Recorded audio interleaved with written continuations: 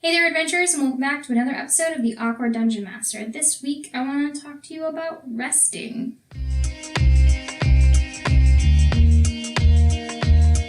So, the first part of this is just real basic for my newer people out there, DMs and players alike. Just the first section, because the second half of this video is going to be me talking strictly to the Dungeon Masters on the webs. So, first part, short rests and long rests. Those are the two major ones that you have. So the long rest is basically when you sleep at night. So I'm equating this to real life to make it easier for some people. So you can only do that once a day. And that is when you get everything back. There's a bunch of things you can get back on a short rest, but when you take a long rest, you get back all your stuff. With the exception of your hit dice. Hit dice are regained at half of your maximum per night. So if you use all your hit dice, you'll only have half the next day. And then the next full long rest, assuming that you didn't use any, you will have them all back again. So just be aware of that. It's the only thing that I can think of right off the top of my head right now on long rests that you do not get back. Short rests are another matter entirely. You can do those as many times as you want during the day. They're assumed to take at least 30 minutes to an hour in-game, and you get some things back. So that's when you can spend your hit dice.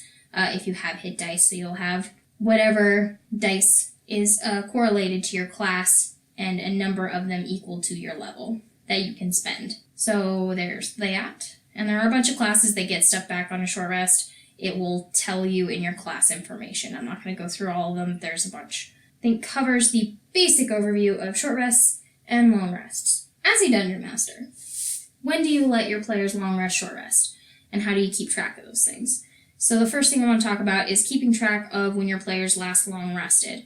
I do this in kind of general terms personally. I always write down when the last time they long rested was, and I may write that down in my notes in relation to actual gameplay, like how many weeks ago was that, or I may write it down in terms of where they last left off, or I may do a combination of both, where I have the date of the session that we played, and then I'll also put a little bit of a note as to they long rested here, this is what they did to fortify that location, and if anything happened through that night, and or if anyone did not take a rest that evening. So all those notes will be in one spot. And then moving forward from that long rest, I will keep track of everything that they do in between. And I kind of have a general idea of how long things take. So I can go back through and go, okay, well, you did A, B, C, D, E, and that would have been about half a day, so you can't take another long rest yet. Having a general idea of how long stuff takes is fair. Like searching a room, 30 minutes to an hour, depending on what they're doing, is pretty average. Hopefully that's helpful for long rests. Short rests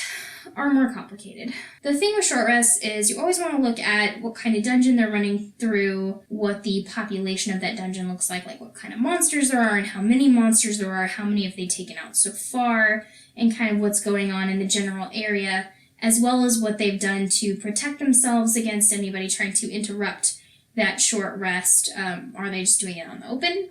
Have they chosen a room? Have they been quiet as they've been moving through this place, assassinating bad guys as they go along? What is the likelihood that anyone knows that they're here? And you can kind of use that to determine whether or not they're going to be able to get through a short rest and get some of those things back. It's not as big of a deal, assuming that you don't have TPK levels of bad guys in this entire dungeon, which is the other thing that I want to talk about really quickly. You have to keep track of how your players are doing also.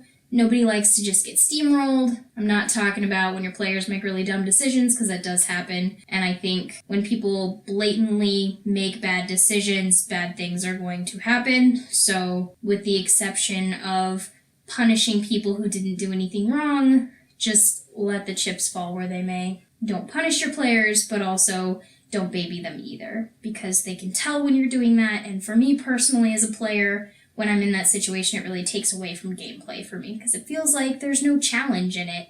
And what's the fun in that? That's it. That's pretty basic rundown of short rests, long rests, and how you can kind of navigate through those things. I am absolutely certain that I missed some stuff. So if you can think of anything, as always, throw that down in the comments. I'd love to chit-chat with you about it. And until next time, keep it rolling, adventurers.